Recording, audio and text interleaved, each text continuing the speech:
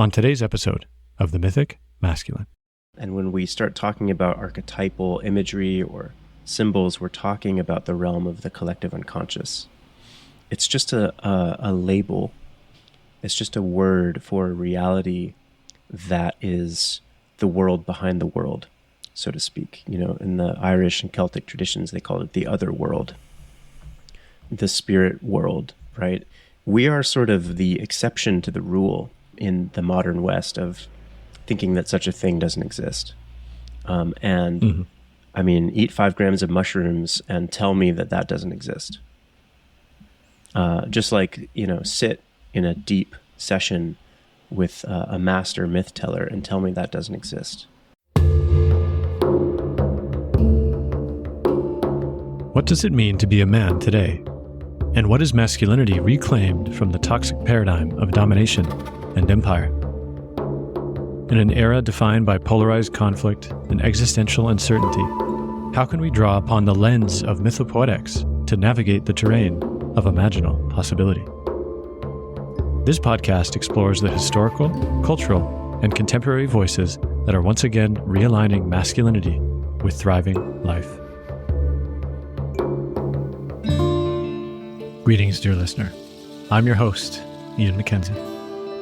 My guest today is Simon Yugler, a longtime friend who is a psychedelic therapist, educator, and the author of Psychedelics the Soul, a mythic guide to deep healing, depth psychology, and cultural repair. With a background steeped in Jungian thought and apprenticed to earth-based wisdom traditions, Simon walks the liminal spaces where myth and medicine meet, where the personal journey of the soul intertwines with the great unfolding of culture. In our conversation today, we explore the archetypal landscapes revealed through psychedelic experience, those luminous, perilous realms where the collective unconscious speaks in image and story. We trace the deep roots of Mythopoetics and their role in personal and societal transformation, turning to tales such as the Inuit folktale Eagle's Gift to illuminate what it means to undergo initiation in a world that has largely forgotten its rites of passage. We also wade into the turbulent waters of modern politics, asking, what might a mythopoetic lens reveal about our current crises? How do we make sense of an era teetering between collapse and renewal? And what are the practical tools for integrating the peak experiences, psychedelic or otherwise, into the hard soil of daily life?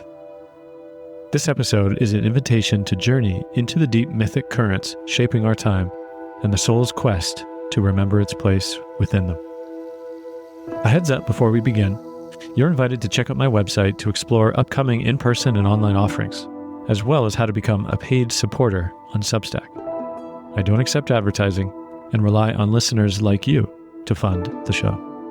Visit themythicmasculine.com for more details. And now, enjoy my conversation with Simon Yugler.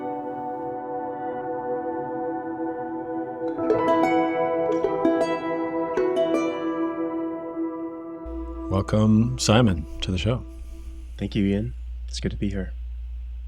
Would you please share a little of where you are in this moment, physically, spiritually, to attune the listener?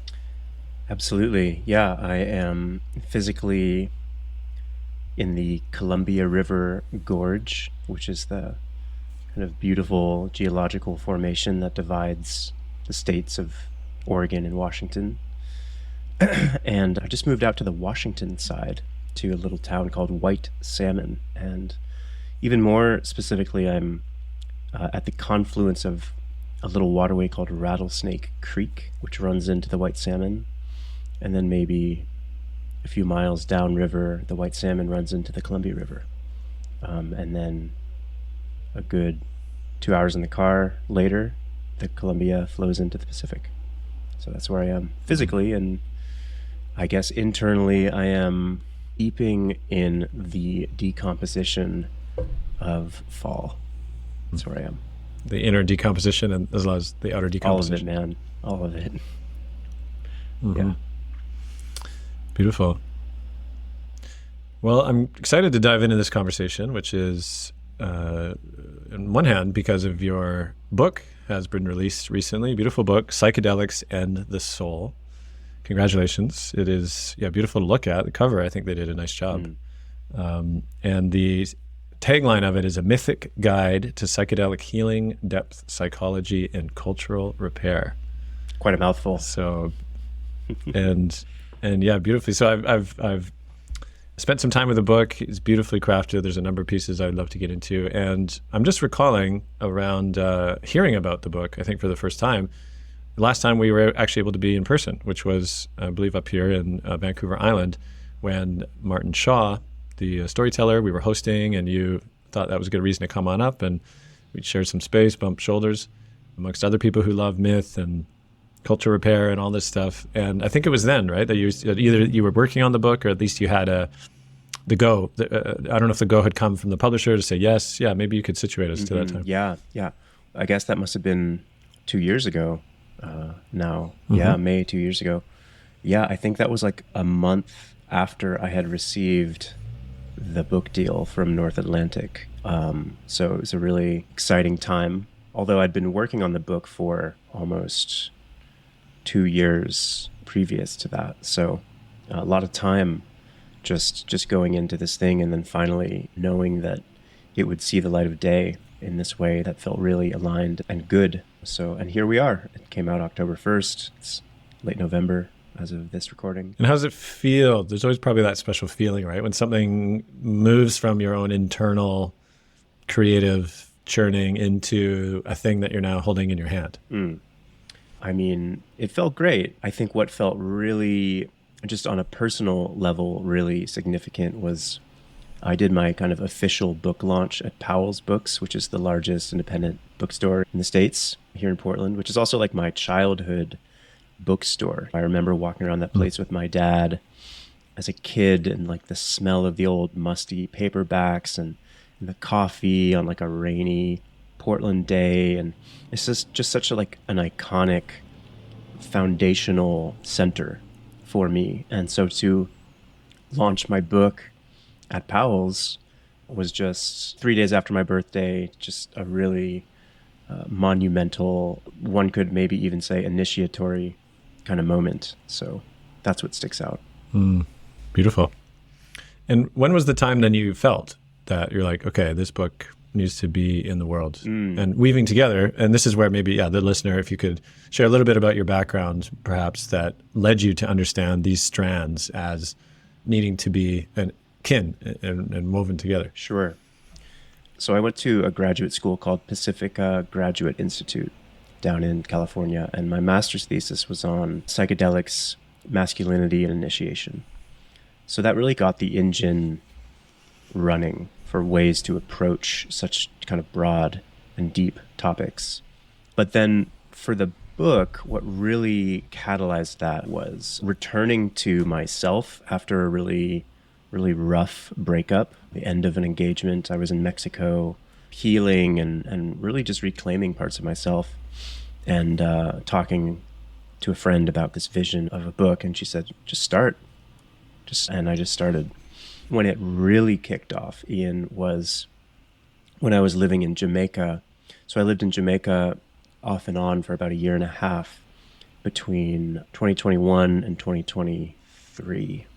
I spent about a year and a half in Jamaica working with a company called Mythopoetics, which is one of the leading, let's say, luxury psilocybin therapy retreats out there, as a therapist and eventually retreat leader. And I just started The Myth of Inanna, which in the book is chapter 3, which is all about the underworld. I started writing about the myth of Inanna and how it relates to the psychedelic descent, if you know what I mean.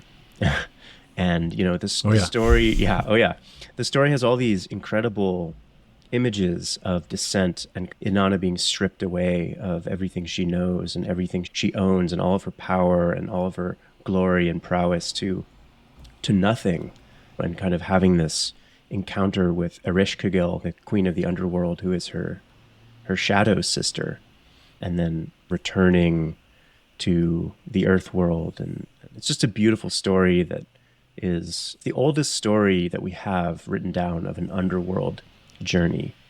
And so that was the story that I felt like I could really do something with this whole idea of myth and psychedelics. Amazing. You have a line in the quote, or in the book actually, where you talk about psychedelics and the soul. And you say something kind of confronting, and I love the way you actually say it in the book, because it kind of speaks to a bit of the Michael-Pollanization of the psychedelic renaissance, right? And I say that some people may know what that means, some don't. But he wrote a book called How to Change Your Mind, and then it became like a Netflix special. And essentially, I would call it more of a therapeutic frame around psychedelics, that it seems to be more the contemporary gateway for a lot of people, right? Who maybe are more, you could call them above ground, right? Ability to access psychedelics in this way, like through, therapeutic kind of containers. Whereas you say psychedelics are not about improving mental health. There, I said it. Psychedelics are not about having a slightly better day at the office, boosting your productivity, or optimizing your portfolio of cryptocurrencies. There's no guarantee that psychedelics will make you happy or make your life easier. I like that you say this up front, right? Because just to set some of this overture is that the danger of approaching psychedelics this way is that they become a support to the very kind of dysfunction that is already colonizing or extracting the rest of what the earth has been offering, willfully or not, rather than actually directly confronting it. And so that's the danger, of course, I think, from a consumerist capitalist model of psychedelics. And so I love you threw down your hand there up at the front to say, wait a second, it's not actually about that. There's something else going on, and not to miss what that something else could possibly be. So I wonder if you might say that in terms of how might you offer a frame by which you're now standing apart, let's say, from maybe contemporary discussions and the modern therapeutic model, and how you might be taking a stand for something else. Yeah, that was a gamble putting that in like page 2 or whatever. But you gotta let your people know who you are, right? I mean, it's in the title, psychedelics and the soul. And my approach to psychedelic work is soul work. And the soul is interesting because it cannot be quantified. And I'm also a mental health professional. I'm also involved in that system and that sort of indoctrination, which, as far as I can understand at this point, is really about quantification, measurement, what is the least number of sessions to get someone in and out the door. I don't work this way, right? But this is what modern day therapy has come to. Like, I hear efficiency. Efficiency. Right? It's all about being efficient. 6 sessions. We're going to efficient, kind of guaranteed outcomes, yes, and all that. Cognitive behavioral therapy, amongst other things. And really, it's actually all about measurement for insurance companies. And I have a fear that psychedelics are being absorbed into both that system, but I think even more dangerous, Ian, is that way of thinking. That way of thinking about inner work, and that way of thinking about healing. And the way I like to approach psychedelics and talk about these medicines is that they're medicines for the soul. And the soul is interesting because it cannot be counted, cannot be measured, cannot even really be defined. I heard stories where James Hillman would be asked to define the soul, and he would just flat out refuse. He'd just say no. And so we're entering into a realm when we're talking about soul that kind of breaks the machinery of extraction, which is what is being asked for us or of us in this time. Well, it's interesting, too, to play my own devil's advocate for a second, that it's clear that there seems to be a desire and a growing hunger for some kind of transformation, right? People approach these medicines likely because they're in pain, right? Or they're struggling. And so there is a sense of maybe this might fix, right, what's going on with me. And I think that there's something, and maybe you can speak to this, that a reductive understanding of functionality or health, let's say, and how that is often at odds with the dysfunctional nature of the culture, what's not in society as a whole, which is actually, quote, causing, or maybe at least a large part of what the pain or suffering is for an individual. So when a system has the individual's, the lens on the individual only, what's the consequence of that, and not seeing the bigger picture? I mean, look, I've worked with a lot of people who their primary framework was, I'm just here to kind of reset my brain. I just want to reset my default mode network, which is a term that Michael Pollan really popularized in his book. I'm just here to reset my default mode network. I'm just here to get my neurotransmitters back online, just kind of like dust off my 3-decade-long depression, and I'll be good to go. As if it were that easy, right? And me and my friends and colleagues down in Jamaica often used to joke that it felt like we were working at an atheist rehabilitation clinic sometimes, because these people would often wash up on our shores, atheistic, coming from a very material, reductionistic framework, and leave just with their complete worldview sometimes turned upside down, and realizing that the way they had maybe been conceptualizing their wounds, their suffering, their pain, and their journey of healing was going to have to change. And I suppose then the challenge of sending those people back to society as it is also a kind of tragedy in a way, right? Because so much of the understanding of and the perhaps indigenous way of ritual and containership around the use of psychedelics, right, if you're speaking about plant medicines, is so much about how they're held in the culture after these kinds of encounters. And so many people, of course, today are just not held in that way, right? They're literally back at the office on Tuesday or something. Yeah, absolutely. Absolutely. I mean, you're speaking to the role and the need of integration work, which I think is actually more necessary and difficult for us moderns than the actual peak experience or the liminal state. Martin Shaw writes a lot about this actually in his first book, about how we're kind of good at jumping into the abyss and careening off into the unknown. I mean, the entire founding or colonization of sort of the Americas is that jumping out into the unknown, right? But what we're not good at is the return and the integration, which is necessary in all forms of transformative and initiatory work. So yeah, it is the, I would say, missing piece and the most important piece, and also the piece that lends itself most easily to this idea of cultural repair. That's a great sort of teaser or bookmark for, I think, later in the conversation.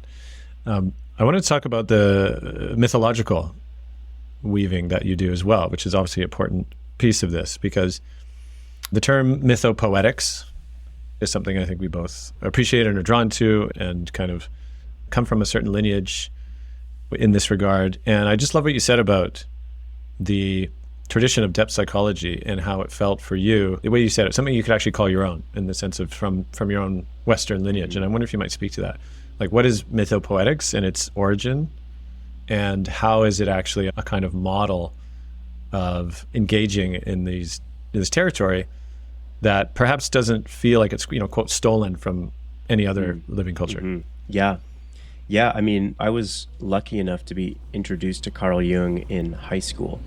I took a high school psychology class, and we ended up doing dream work. And from that moment, as like a 16-year-old or whatever, I just thought, okay, this is my guy. I'm just enamored with this form of work, and didn't really come back around to it till many years later, when I was actually in the Peruvian Amazon, which is kind of how I opened the book, actually. But I was in the Peruvian Amazon and doing this 6-week dieta apprenticeship in the Shipibo tradition, and had been listening to hours and hours and hours of mythopoetic audio from people like James Hillman and Robert Bly, Michael Mead, all the usual suspects for months leading up to that trip. So all their work was rattling around in my brain, priming me essentially as I went into this experience in the Amazon to essentially train in a indigenous tradition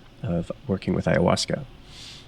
And it was great. I mean, it was a profound experience. It was extremely challenging, but I came to the end of that experience with a really clear sense of, okay, I don't think it is for me to be pouring cups of this medicine to serve to other people. But what did come clear during that time was that this tradition of depth psychology, this tradition of mythopoetics, which, like I said, has been with me for a very long time, felt like something that I could really call my own. And there are no qualms at all about claiming and carrying and rooting myself in. And fortunately, Jung and depth psychology has always made space for and embraced and really tried to understand and respect indigenous traditions. So it's a really, I would say, appropriate, useful, deep tradition to feel grounded in. Mm. And then, yeah, I guess to answer the second part of your question, what are mythopoetics? What is mythopoetics? The way it was defined to me in grad school is just working with a meaningful story, crafting meaning out of story. And we can apply that to our personal meaning. You know, where are we in our lives? How does the story mirror our lives and our struggles? How does the story speak to our kind of unique life paths and journeys? Also as like a way of doing inner work, using the story almost as like a pathway towards our own inner material, so to speak. Mm-hmm. You know, you in the book as well, you say this, that one of the essential elements of the mythopoetic perspective is an unflinching ability to look at oneself and see one's own reflection in a story. And I want to hold that too for a second as well, because I think this is something that came up in my conversation with another mythologist who works, actually did a lot of work with Martine Prechtel. Her name is Stephanie Mackay, but she talks about how there's a danger, of course, with the only like a kind of internalization of a story, right? That it's only, oh, this is just about, you know, my particular inner life. And myths, they straddle the inner and the outer. And I would love for you as well, because you do talk about this, I think, in the book, right? To make a distinction between this idea that somehow mythologies and stories are only like a tool for self-actualization, that's a somewhat recent development, mm-hmm. I would say. Mm-hmm. Whereas myths, of course, transcend and predate any of those attempts, and yet have shown themselves to be quite useful, done well within the mythopoetic depth psychology tradition. Mm-hmm. So I'd love for you just to speak a little bit again of myth themselves as existing outside of that. Yeah, that is a lens that I find myself more and more enamored by and drawn to, because at this point it's easy, at least for me and the work that I do, to just make it all psychologized. Right. And I think it's also the fallout of the hero's journey, so to speak, that it's all kind of just about like me and my journey and nothing else. Right. And, you know, someone like Martine, I think would shatter that way of looking at an ancient story. His work has really meant so much to me because of its ability to tie in this deeper idea of cultural repair.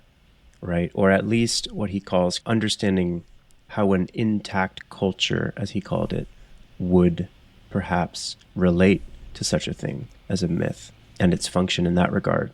You know, he has a lot of beautiful teachings about plants and seeds as the carriers of the culture, you know, and I think there's a lot to that. You know, I don't necessarily think like Martine's way is the only way, right? I just think, Ian, like there's been so many layers upon layers of loss that we're sifting through, especially if we're going upstream in the Western European tradition. We're sifting through layer upon layer of loss and colonization that is so far back that it's really hard to reach that groundwater, you know. But I believe that it's there. It's there for all traditions and all cultures.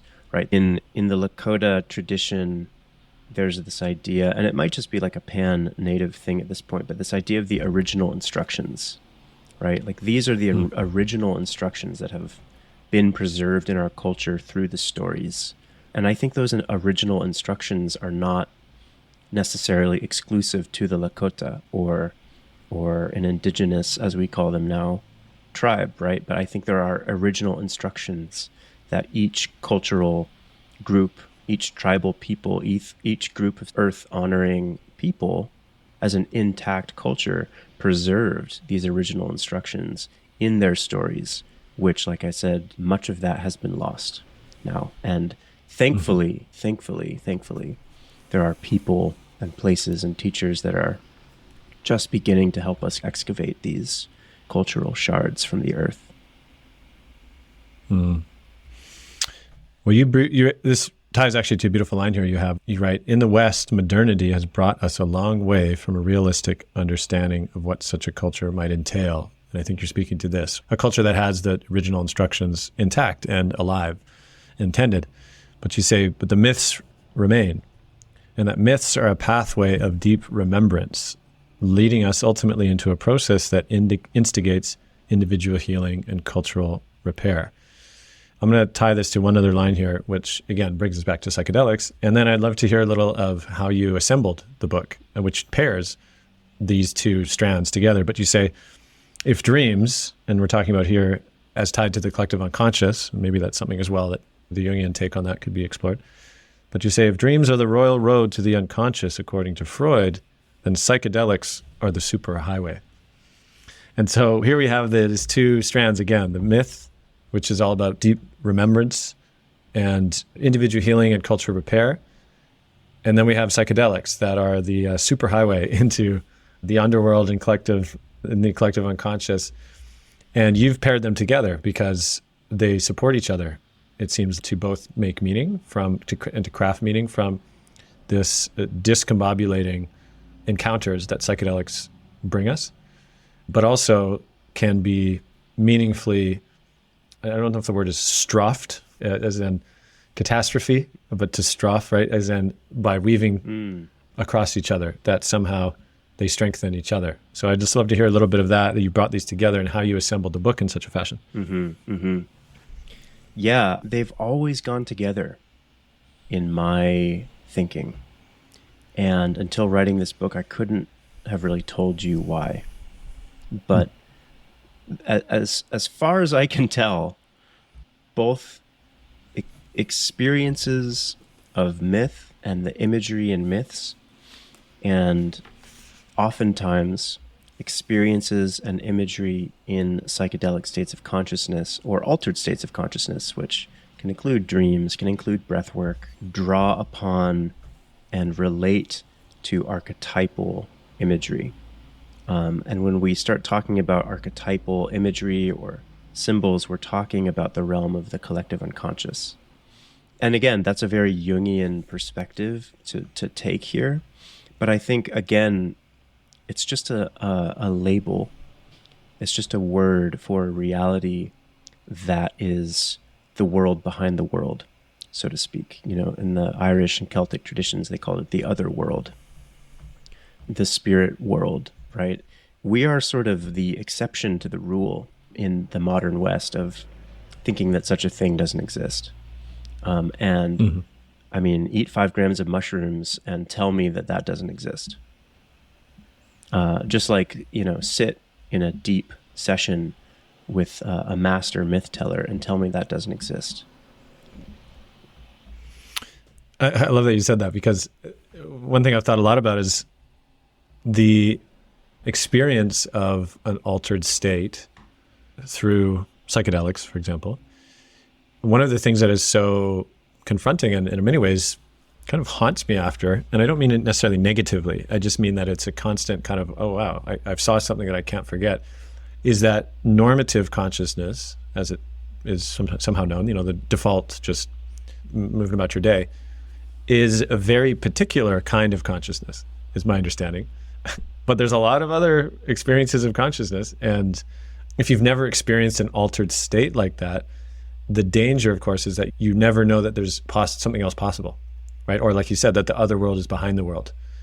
And so that can be very discombobulating, and it often is, right, for people who experience that, particularly for the first time, right? And they realize, oh, my default consciousness is just one way of experiencing the world. And a lot of people don't have the tools and the ability to make meaning of that, right? To actually understand what that means to them and could mean, and how to perhaps proceed differently because of that understanding. Which is such a mythic moment in and of itself, right? Yeah. Like, oh my God, there's a whole world out there. Oh my God, things aren't the way I thought they were. Like, what a mythic moment right there. Yeah. I love to perhaps speak of the practical skills that you've actually written out here in this around the skills of mythopoetic integration in particular. And this is for, again, folks that maybe have experienced and have had that altered, like, oh my God, right? Or maybe still struggle, again, with some sense of how to put themselves together, how to relate meaningfully with an experience they had. Because oftentimes psychedelics for many people is they experience them in settings that are less than ideal, right? Or maybe very ideal, depending on what you're looking for.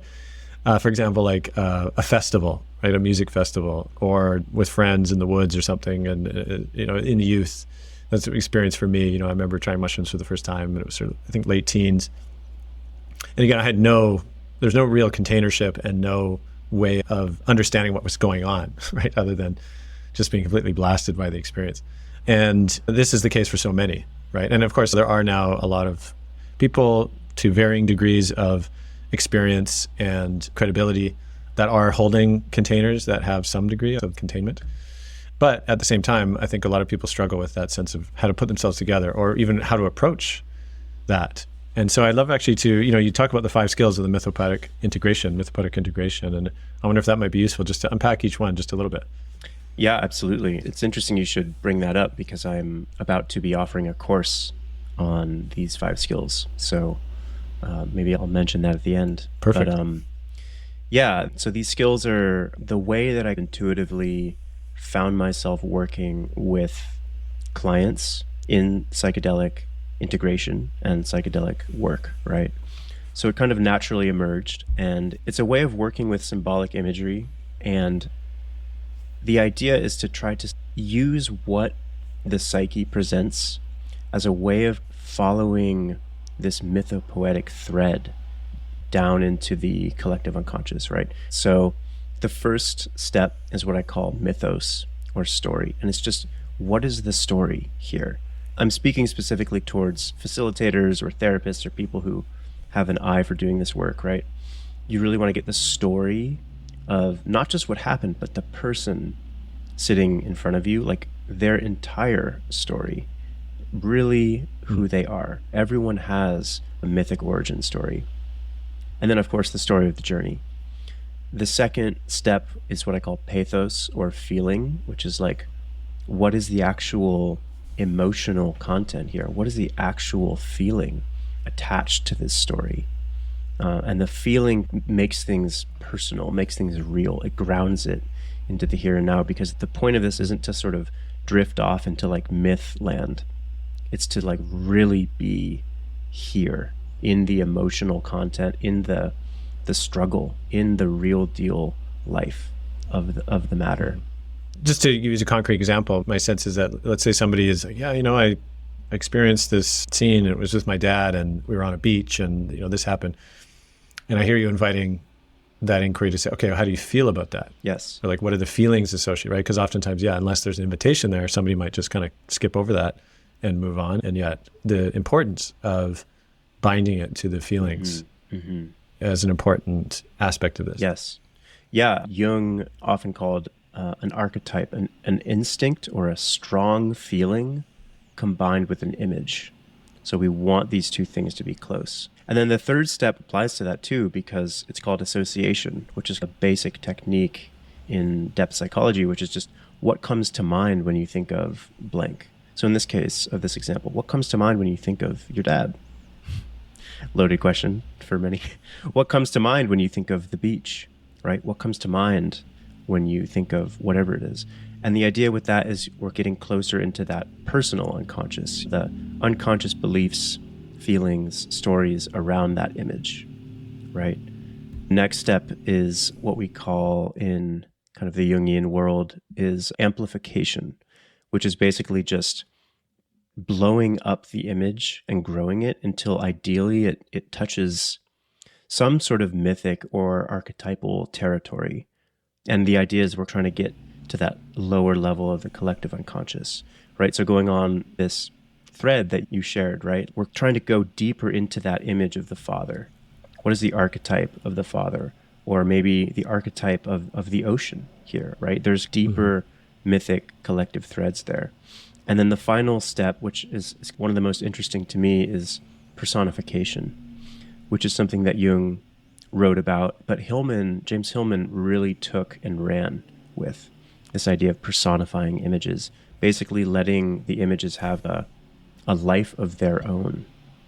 Sometimes it involves like going back to the vision or going back to the imagery and entering it again, or relating with these experiences or images as like animate beings and objects that can have a lot to teach us. And that's a realm that I feel like is most uncharted and exciting in this work. So that's just a quick kind of rundown, and it never ceases to surprise me how it goes with clients. I love doing live demos of this when I teach and do workshops, because it's always different and it's always rich, and I have no idea what's going to happen.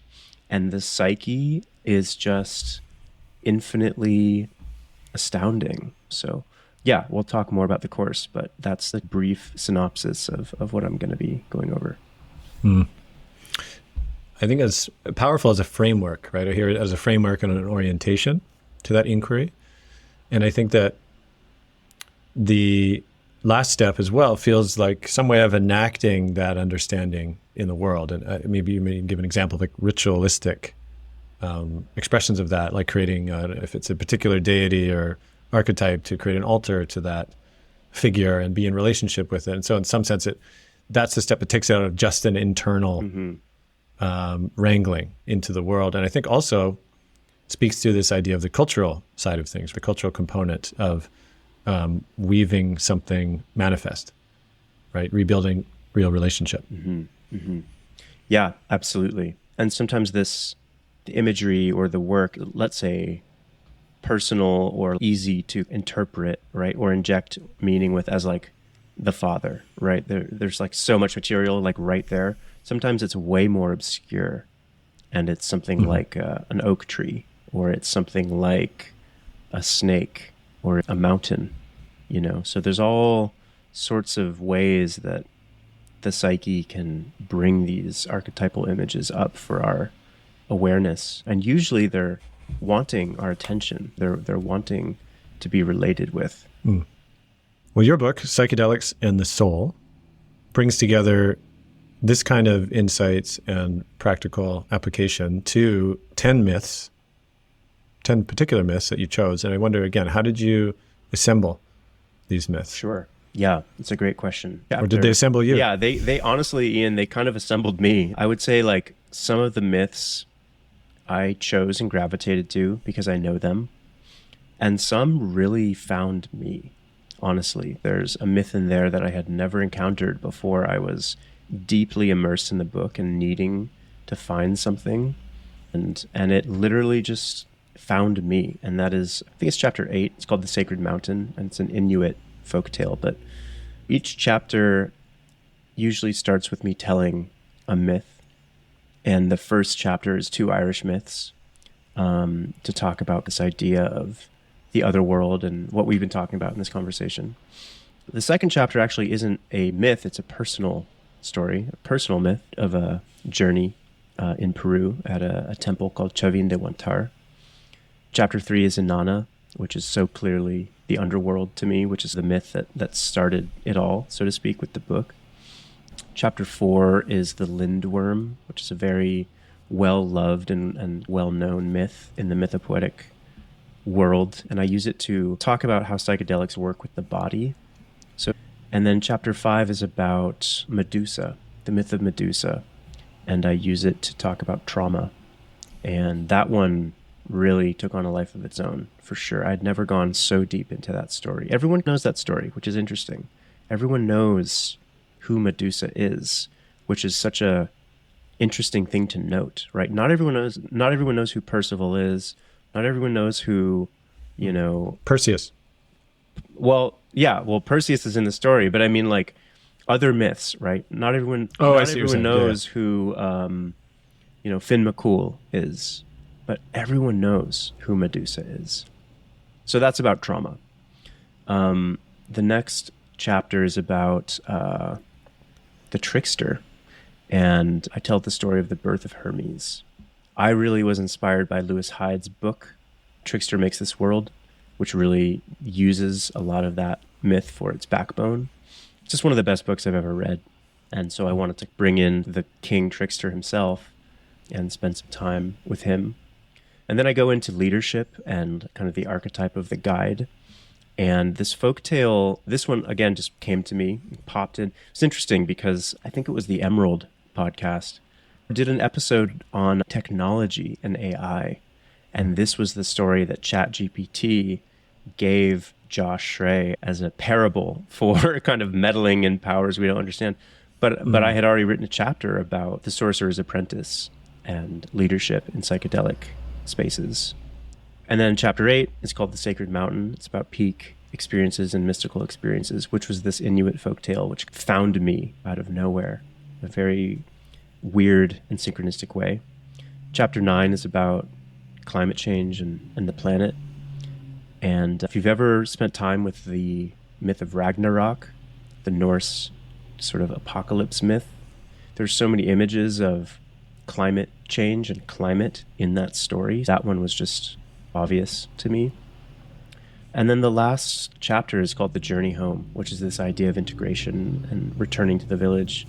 And I told the story of the half-boy, or the half-girl, as it's known, which we heard Martin tell, and I've heard Michael Mead tell. And I believe Michael found it in a book of Borneo folktales back in the day and started telling it. So those are the myths. Those are the stories.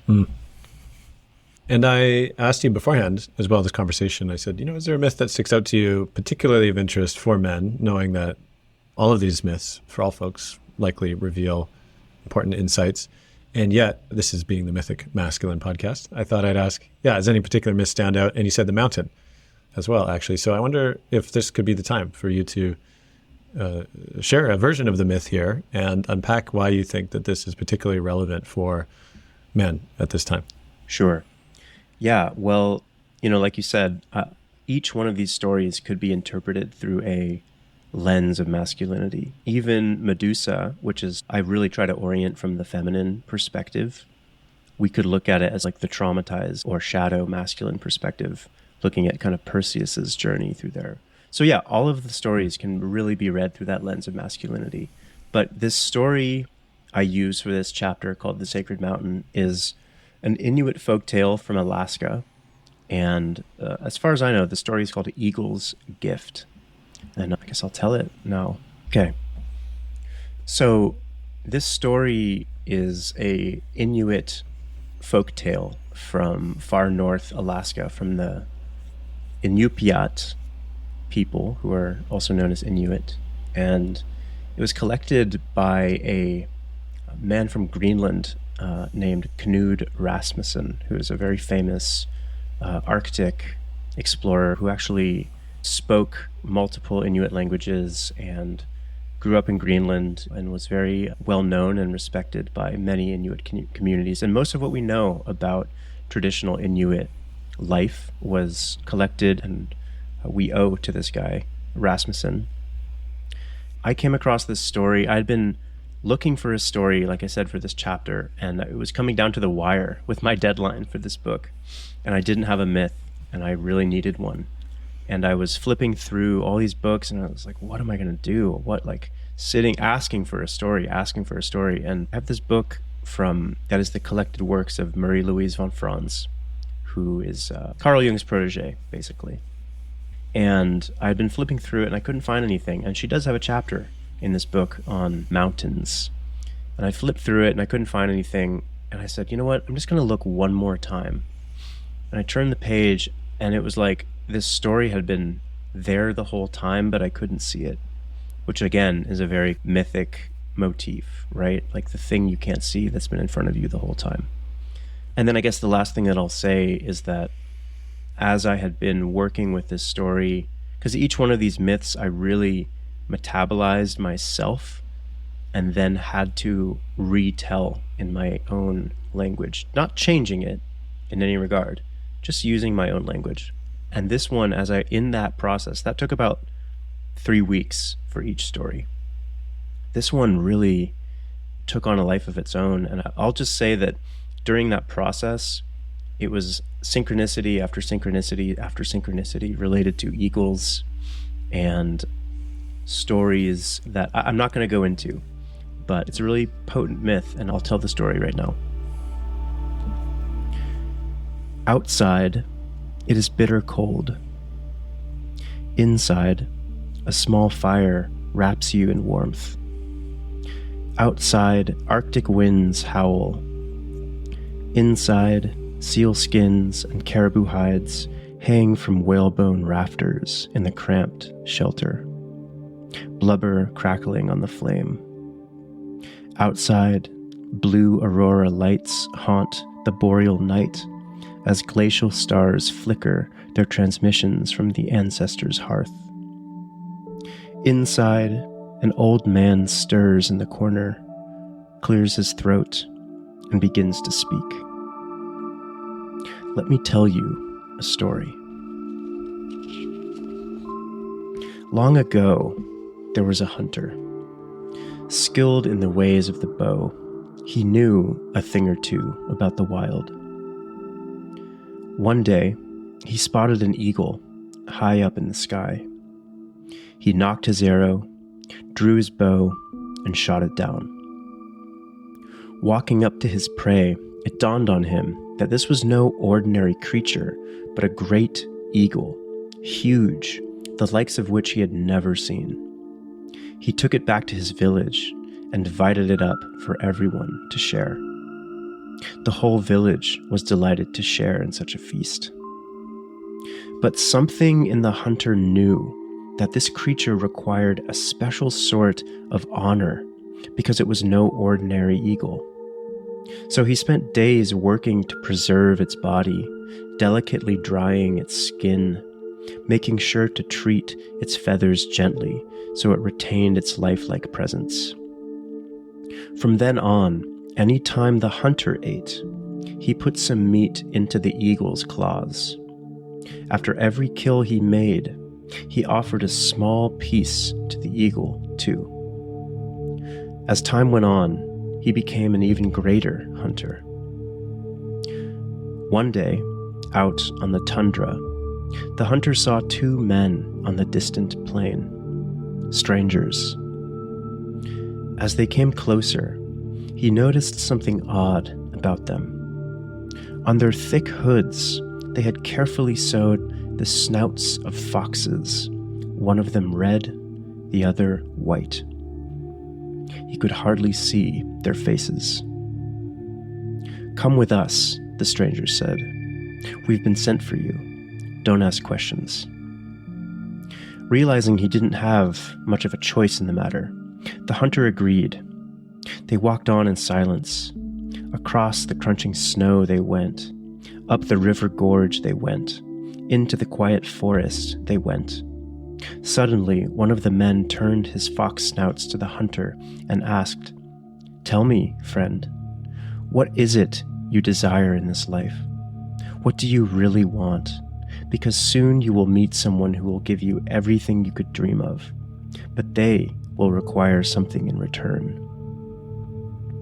"All I want is to get home safe," said the hunter nervously, realizing how far he was from anything he recognized.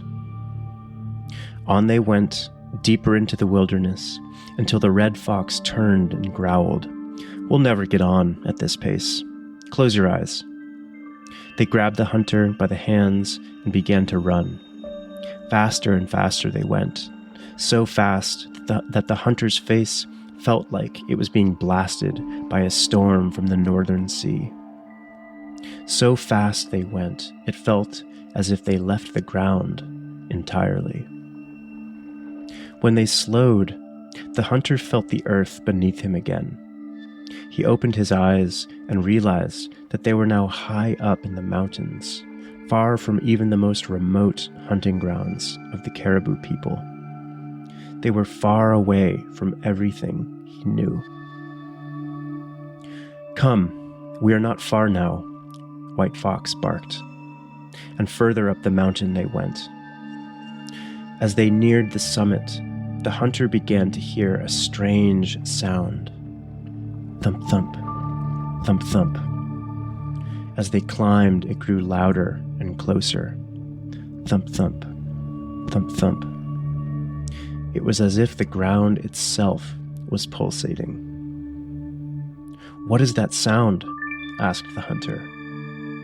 That is the beating of a mother's heart, the white fox said. The hunter was confused, but kept silent. After some time, the red fox turned to the hunter. Do you remember when you shot that eagle out of the sky? That big one? Well, that is the sound of its mother's heartbeat. We are getting close now. Soon you will meet her. She will want to give you gifts, but remember, she will want something in return. The hunter was terrified. What was going to happen to him? What if she wanted to punish him? Had he made a grave mistake? He should have never gone with these strange foxmen. He should have never shot that eagle. All he wanted was to go home. Finally, high up on the mountain, they reached a small settlement. Hardly a village at all, just a humble cluster of dwellings. To his amazement, the hunter was treated to a sumptuous feast of the finest caribou meat, along with delicious whale fat. The wind was calm, the sky was clear, and they sat outside on the snow. Not the custom of his people, but a beautiful sight this high up on the mountain. Then he heard the sound again. Thump, thump, thump, thump. Suddenly before him stood Mother Eagle. The hunter realized that his heart, too, was beating. But to his great relief, Mother Eagle received him with such warmth, such noble graciousness, that his fears began to melt away. She spoke, "Hunter, I honor you for the way in which you treated my son. It is no crime to kill an animal, as long as its soul is honored, which you have done. And for this, I offer you a gift. Tell me, Hunter, what is it you desire?" He fumbled for his words. "All I could ask for is a safe journey home. Please, that is all I wish for." "That is well and good," said Mother Eagle. "I desire some plaited sinew string. Surely a hunter such as yourself would have that gift for me." The hunter was at a loss. Where was he going to find sinew string so far from his home? Surely he couldn't find anything like that here. He looked at the ground, embarrassed, but suddenly he thought of his arrows, which were all lashed together with sinew. He took out his arrows and began unwinding the sinew string from them, removing the sharp tips, dismantling them one by one, until finally he presented Mother Eagle with the string. "Thank you, Hunter," said Mother Eagle. "These two men are my sacred messengers, whom I sent to find you." As the hunter looked at them, he realized that they weren't normal men at all, but fox spirits, whom the people say still play tricks on unsuspecting hunters to this day. More food was shared, and soon the hunter began to prepare for his long journey home.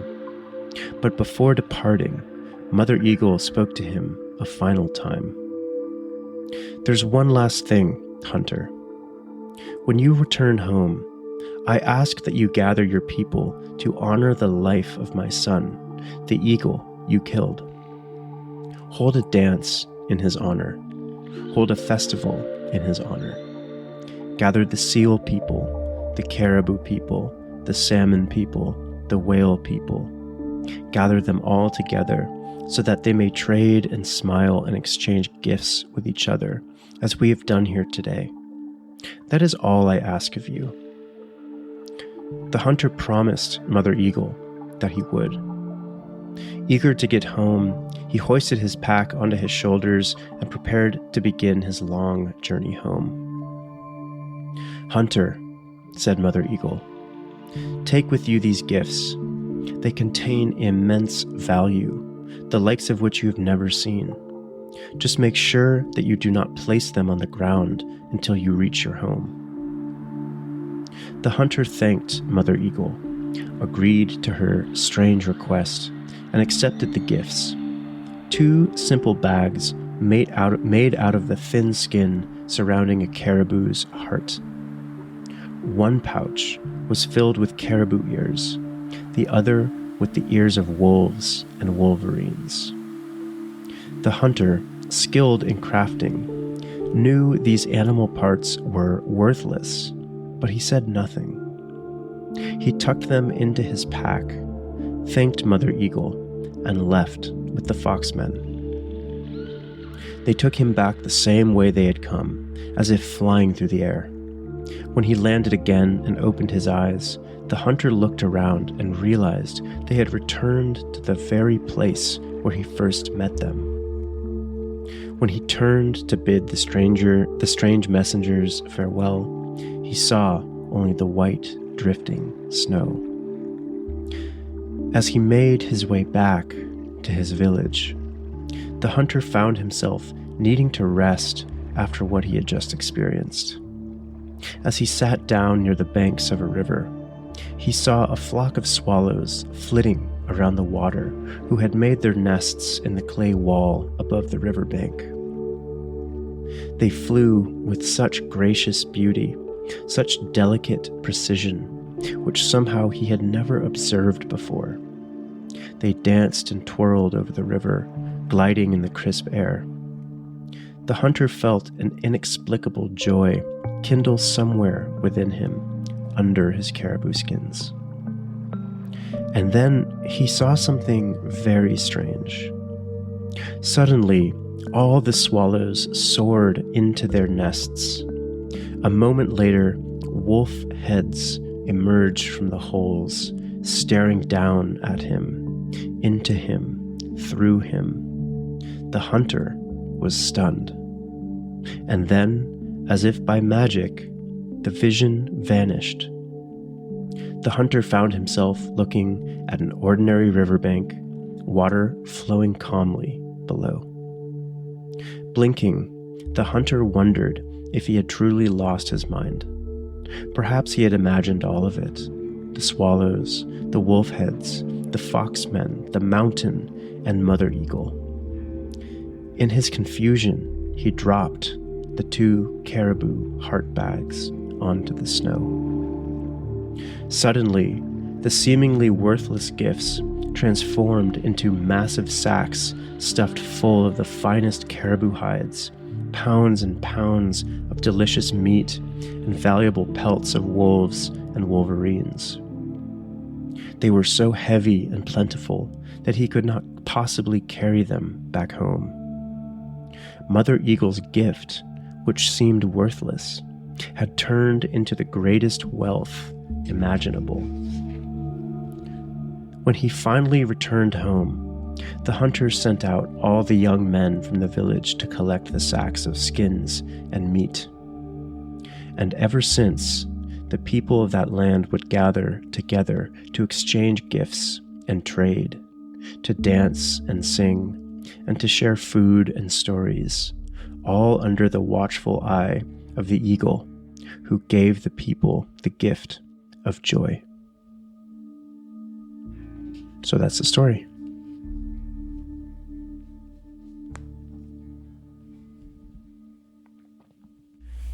So this story really spoke to me when I encountered it because it depicts a journey to what we would call the upper world, so to speak. And it depicts sort of a peak experience, although not the kind we're used to having. But nonetheless, it is a literal peak experience on top of a mountain, interfacing with a numinous force that is more than human, right? It is a powerful being, this Mother Eagle. And the part that I think really hooked me, especially if we're talking about masculinity here, is what she asks of him and what he has to do in order to receive her gifts, right? So she asks for this simple gift of plaited sinew string, which for those listening is just like a braid of sinew, which is something you harvest off of the spine of an animal. It's like a tough material. So it's a very simple thing. But what he needs to do is that he can only give her this gift by literally taking apart his arrows, like the very thing that makes him who he is, taking apart these kind of sharp objects that pierce, that penetrate, that kill, right? And he has to literally dismantle his identity as a hunter, his persona as a sort of, skilled bowsman, and he has to basically kind of surrender this kind of the sharp and pointed elements of his ego, essentially, in the face of the luminous, which is a word that Jung used, didn't coin, but used to describe these kind of moments of awe. And so, to me, it speaks to this idea that a peak experience kind of has to dismantle us to a certain degree, and has to dismantle the building blocks, the construction of who we are, right? And especially even like this idea of softening the edges, right? If someone had like, oh yeah, their edges have softened over the years, right? What does that mean? It's like they've kind of rounded themselves, they've grounded, their temper is cooled, right? So this is like this beautiful imagery of softening the edges that has to happen if he's going to receive the gifts. And the other element that really spoke to me in this story, beyond just the fact it's a beautiful story, is this notion that I did the audiobook to this book, so I read this very meticulously, this whole book. There's a phrase that I say maybe 5 or 6 times in the book, and it is this: there is no getting something for nothing. And if there is one thing I would leave people, especially men, listening to this episode, thinking about psychedelics and mystical experiences and peak experiences, there is no getting something for nothing. Meaning, some part of you must be let go.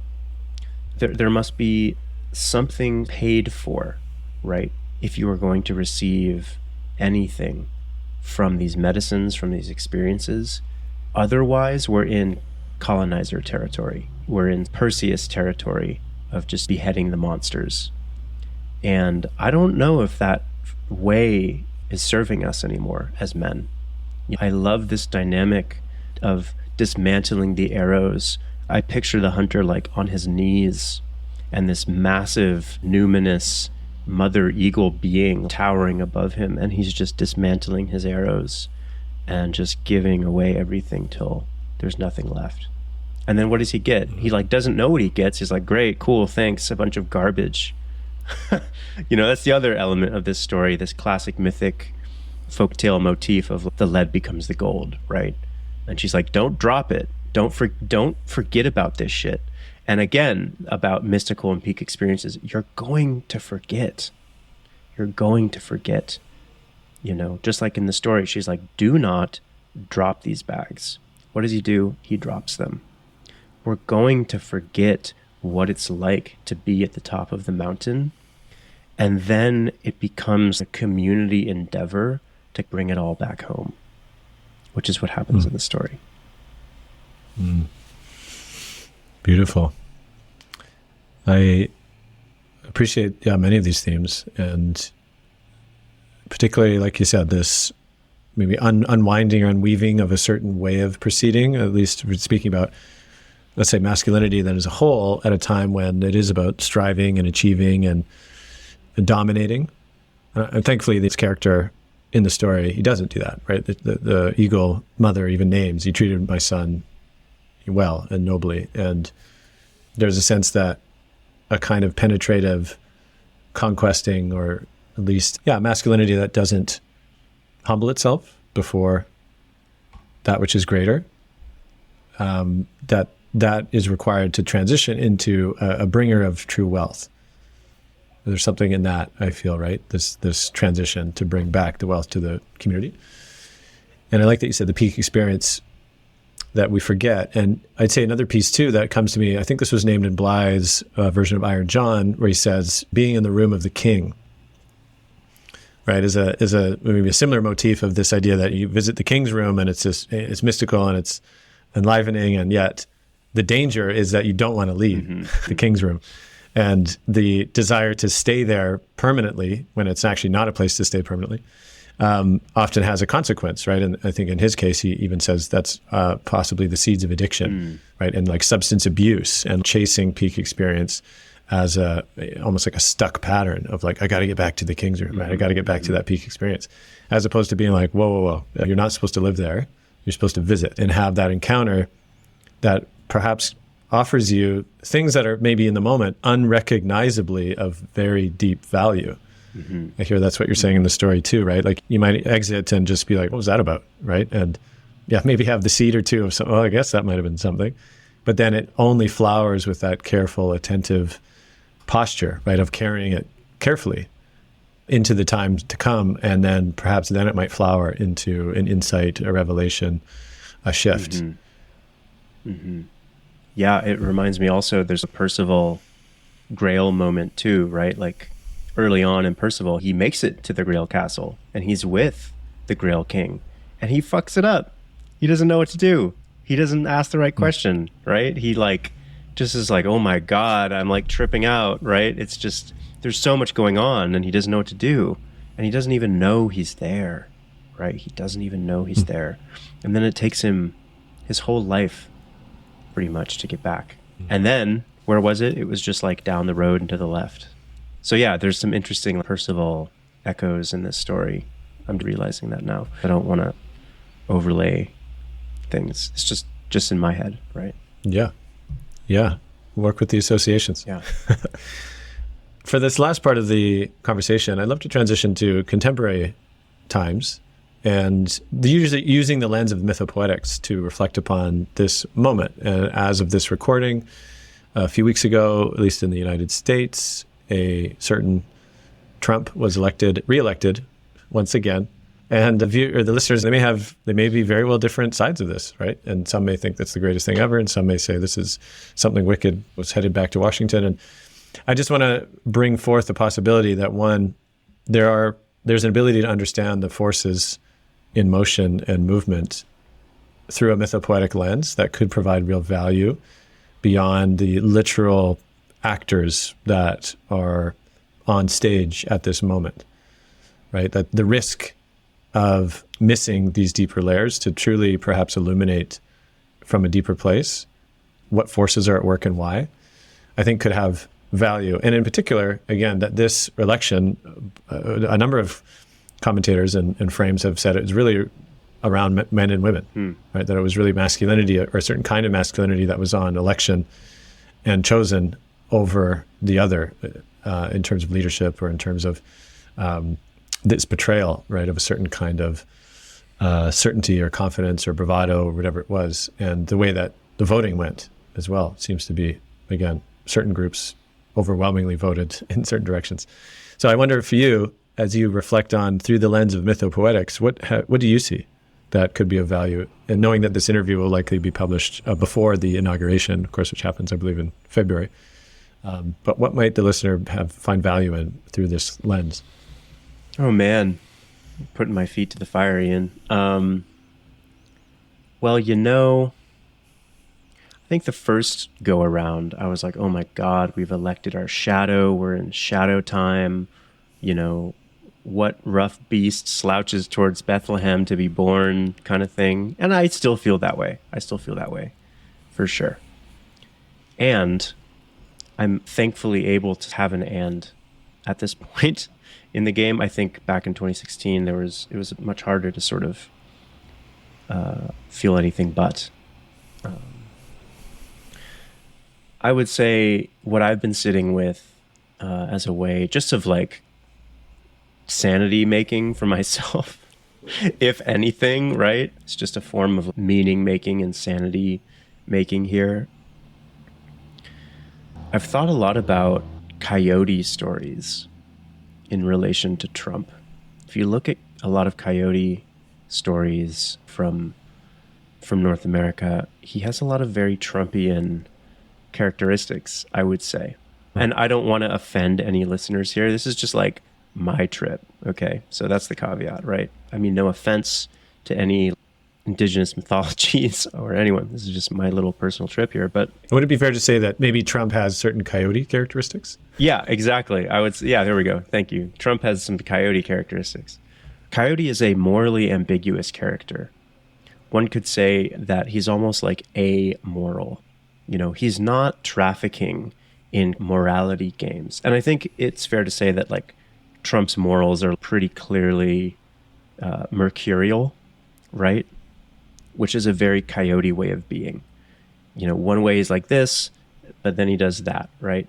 There's this extreme self-centeredness in a lot of coyote stories. It's like, well, I'm hungry, so I'm going to get mine. And come what may, whatever chaos is caused in my wake, I'm going to get mine. That's the MO of not just coyote, but most tricksters.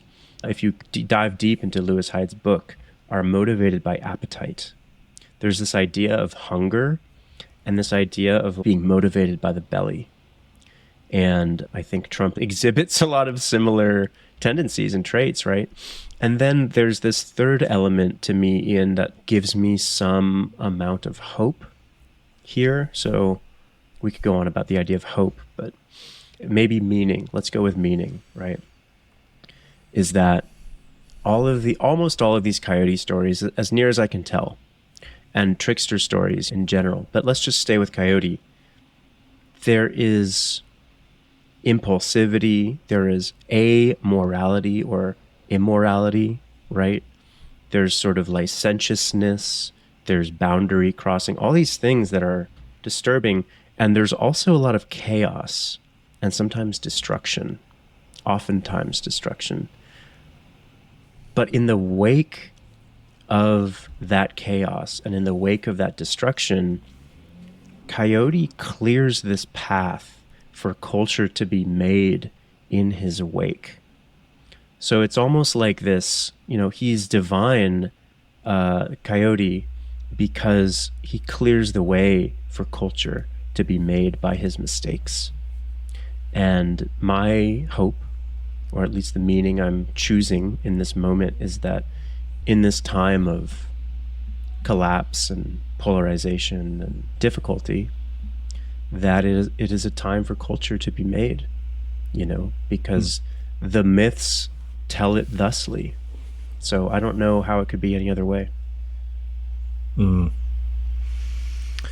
Thanks for that. And I think an important, perhaps, distinction too is perhaps it's one thing to be wishing for that, right? And I say this more from the sense of folks that are saying, well, this is great because this will just accelerate the descent or the collapse, right? Because I think there's a clearly a sense that the establishment has failed, right? The establishment of the political elite have failed truly to be in service in the ways that people would or have wanted and to feel supported by, right? And so in many ways, Trump is the anti-establishment FU. So he says. Choice.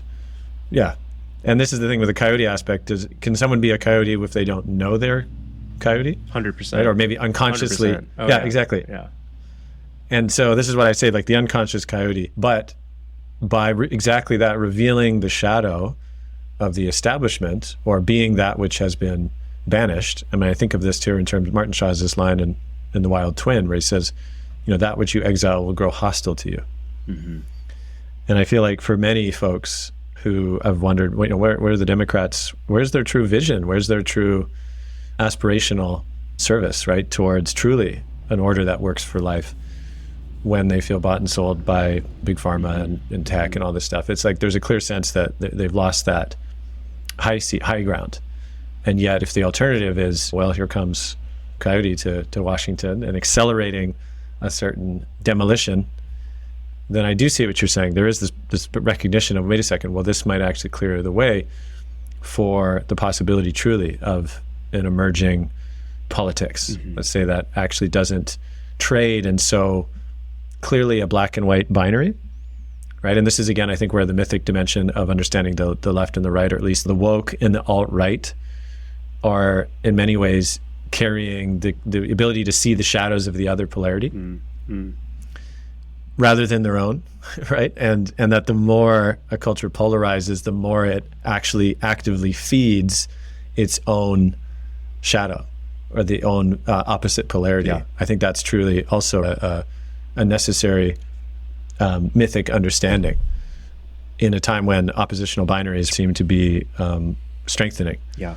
And so that flexibility, that ability to hold multiple truths all at once, not that everything becomes relativistic either, right? I think that's the other danger. Well, they all have value, so let's all just not do anything. I mean, that's not much of a decision either. But I think there's something that I would attribute to maybe to the psychedelic realm and to the realm of the soul, the capacity to be multivalent as a skill. Yes. Yeah, I talk about that in the book. The ability to sit in paradox as a initiatory marker of the underworld, actually, because the underworld is the place of paradox. And collectively, I would say right now, we're having some underworld moments. And part of that medicine of the underworld and initiation is to be able to sit in that multivalent space of paradox, which is also the mark of, I would say, like a grounded and healthy psyche as well. And there's just one more thing, as you were talking about, like what gets neglected, rots, and turns against grows hostile. Grows hostile. It also reminds me of, it's like a Grendel at the mead hall moment in the Beowulf story of like, there's the Danish kings in their like glistening golden hall having their banquet. And then there's this sort of swamp beast who's just been neglected and out in the cold, and he's coming up to the door and pawing at it. And they can't even hear him. They can't even hear him. And he's not, allowed into the hall. And what does he do? He busts down the door and he rips everyone's faces off. And I feel like, this idea of also wealth inequality and the class structures going on, at least in the States, but I think it's kind of a global situation at this point, of the 0.1%, right, having their banquet, and then the rest of us, maybe we're all Grendel, or maybe the immense tide of people sort of choosing the potential risk of fascism, right? It's like it's gotten that bad that we would rather, I guess, because this is a collective moment, would rather destroy the whole hall because we're not invited in. I would say this is a class issue and a wealth inequality issue rather than a politics issue, the way I look at it. And what a gift to bring the mythopoetic lens in order to see the nuance and the possibilities. And so I want to say once again, congratulations to the publication of your book. Thank you. An endeavor unto itself, a discipline, an act of devotion. Psychedelics and the Soul, a mythic guide to psychedelic healing, depth psychology, and cultural repair. If this interested you at all, go check it out, pick up a copy, and I'm sure Simon would love to hear from you. And yeah, I would. I would. Feel free to follow me on Substack. That's a really great way to stay in touch. It's just simonyugler.substack.com. And you can follow me on Instagram at depth_medicine. And then, course, I'll be launching a course soon. Probably be out and available to register for by the time this comes out. I'll probably be starting it in late February. That's what I'm aiming for right now, based around this idea of the mythopoetic integration method that we talked a little bit about today. So if you're interested in that, I would say subscribe to my Substack and you'll be the first to know. And this will all be included in the show notes as well. So check it out there. Once again, Simon, such a pleasure. Thank you so much, Ian. Yeah, pleasure as always.